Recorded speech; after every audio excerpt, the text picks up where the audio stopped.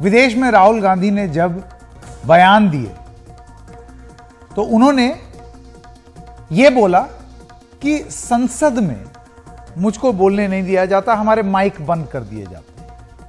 ऐसा उन्होंने बोला था कि मुझे बोलने नहीं दिया जाता है।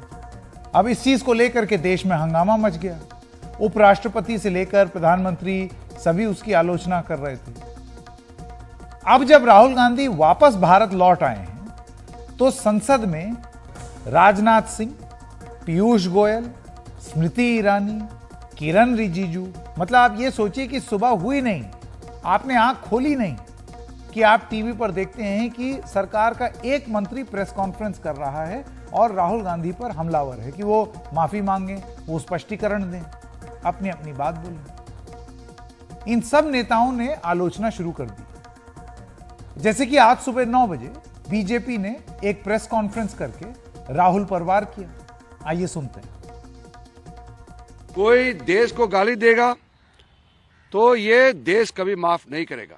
देश के लोगों ने कांग्रेस को नकार दिया है, राहुल गांधी को नकार दिया है, तो इसका मतलब ये नहीं होना चाहिए कि देश को ही बदनाम करे, हमारे लोकतंत्र व्यवस्था को गाली दे, हमारे पार्लियामेंट संसद को नीचा दिखाने के लिए विदेश में जाकर के अनाप शनाप बातें करे। ये हम कभी भी मंजूर नहीं करेंगे और हम चुपचाप नहीं बैठेंगे। मैं समझता हूँ कि माफी मांगने से आदमी बड़ा बनता है। वो अपने छोटेपन और छोटी सोच का परिचय दे रहे हैं। एक प्रकार से भारत की अपमान करके मैं समझता हूँ उनके किस प्रकार की सोच है व्यक्तिगत और उनकी पार्टी किस प्रकार से इस देश को देखती है, चलाती है, इसका एक परिचय देकर उन्होंने अपने पूरे भारत देश भर में स्वयं को और स्वयं की पार्टी को भी बहुत ही छोटे स्तर पर लाके खड़ा किया। 4 दिन से यह हंगामा हो रहा है। आज राहुल गांधी चौथे दिन जब ये लगातार हंगामा चल रहा था तो संसद पहुंचे। बीजेपी ये चाहती है कि राहुल गांधी अपने बयानों के लिए माफी मांगे, जैसे कि अभी आपने सुन भी लिया। हो सकता है कल फिर प्रेस कॉन्फ्रेंस करें, फिर सवाल जवाब करें राहुल गांधी से। इस मुद्दे पर आज संसद की कार्रवाई हो नहीं पाई, बस सिर्फ हंगामा होता रहा। उधर राहुल गांधी भी आज बोले, लेकिन संसद में नहीं बोले क्योंकि वहां तो कोई बात नहीं हो पाई, वो बंद हो गया, कार्रवाई स्थगित हो गई दिन के लिए। संसद के बाहर उन्होंने एक प्रेस कॉन्फ्रेंस की और विदेश से लौटने के बाद उन्होंने अपनी बात रखनी चाहिए, रखी, और बाद में ये बोला कि कल अगर मुझे बोलने दिया जाएगा तो मैं उसके बाद अपनी बात पूरी तरीके से रखूंगा।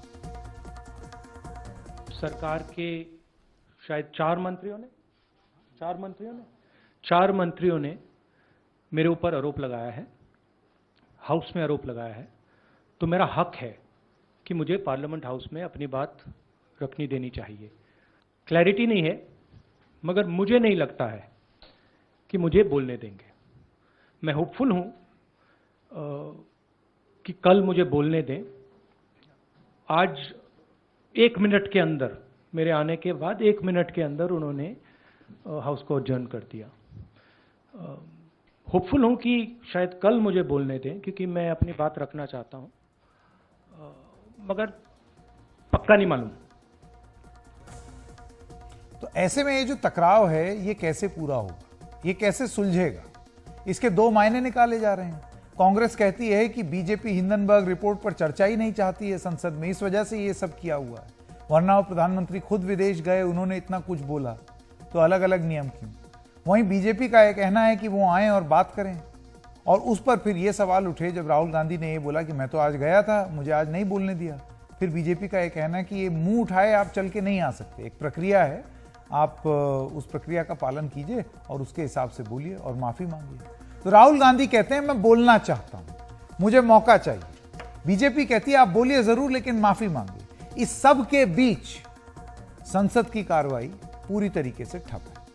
आइए सुनते हैं कि इस पूरे मामले पर कांग्रेस के सांसद नासिर हुसैन और बीजेपी के सांसद कैलाश सोनी का क्या कहना है।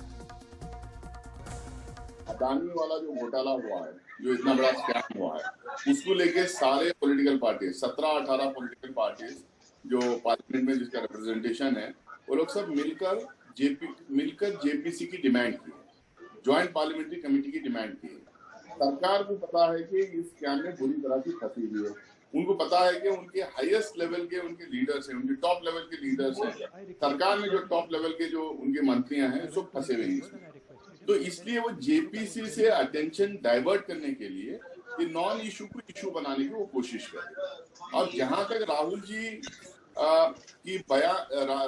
का बयान जो था, यानी उनका जो कैम्ब्रिज में जो उन्होंने बोला, उसमें मुझे नहीं लगता है कि उन्होंने कोई गलत बात की है।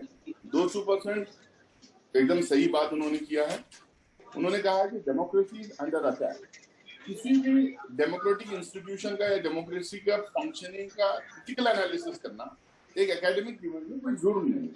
अब बार बार जो लोग कहते हैं कि बाहर जाके कहा है, भाई अब मोदी जी 2014 में, 2015 में, 16 में यूएई में, चाइना में, जापान में, जर्मनी में, कनाडा में, कोरिया में उन्होंने जाके जो जो कहा था वो सारे वीडियोस पब्लिक डोमेन में है। यहाँ तक भी उन्होंने कहा था कि हिंदुस्तान रहने लायक जगह नहीं है। उन्होंने यहाँ तक भी कहा था कि हर कोई हिंदुस्तान में जो पैदा होता है वो कहता है कि भाई मेरी बदनसीब के मैं हिंदुस्तान में पैदा हूँ। इस तरीके की जो बयानबाजी जो की थी वो हमारे देश के लोगों के, देश के प्रीवियस गवर्नमेंट के, देश के प्रीवियस प्राइम मिनिस्टर्स के और देश की मेहनत कर जनता जो मेहनत करके देश बनाई थी, उनके खिलाफ जो बयानबाजी हुई थी ना, उसको लेके जो है डिबेट होना चाहिए, ना ही के एक एकेडमिक इंस्टीट्यूशन में डेमोक्रेटिक फंक्शन को, इंस्टीट्यूशंस को लेके अगर कोई क्रिटिकल एनालिसिस किया उसकी आलोचना होना चाहिए। तो मुझे लगता है कि ये जानबूझ के जेपीसी के मुद्दे से अडानी वाले इश्यूज में, जिसमें हर दिन कुछ नई बात सामने आ रही है, उसको उससे अटेंशन डाइवर्ट करने के लिए मुद्दा वो लेके सामने आए। कोई अपमानजनक बात ये टॉलरेटेबल नहीं है कि इस देश में डेमोक्रेसी ही नहीं है, इस देश में लोकतंत्र नहीं है, हमें बोलने नहीं दिया जाता। ये कौन बोलेगा, इस बात को कौन स्वीकार करेगा, ये विषय है। मोदी जी जो बोल रहे हैं वो नीतिगत बोल रहे हैं और ठीक बोल रहे हैं और जनता की उस पर स्वीकार्यता है क्योंकि उसने भुगता है, इसलिए बोल रहे हैं। और अब हमने क्या प्रमोट किया है, क्या हमने प्रगति की है, ये इस ढंग का उनका भर्सन सारे देशों में है। मोदी जी को मालूम है कि किस देश में और क्या बोलना और देश के संदर्भ में क्या बोलना। देश जो है अब नादानों का देश नहीं है। हमारी डेमोक्रेसी जवान नहीं प्रौढ़ हो चुकी है। ये मिथक दिमाग से निकाल दो कि नेताओं को ज्यादा समझ में आता है। पत्रकारों से, नेताओं से जनता आगे है और जनता बार बार फैसला कर रही है। आपकी कोई बात देश को जच नहीं रही है, गले नहीं उतर रही है। और मोदी जी को उनका क्या संबंध तुम स्थापित करोगे अपने अडानी से?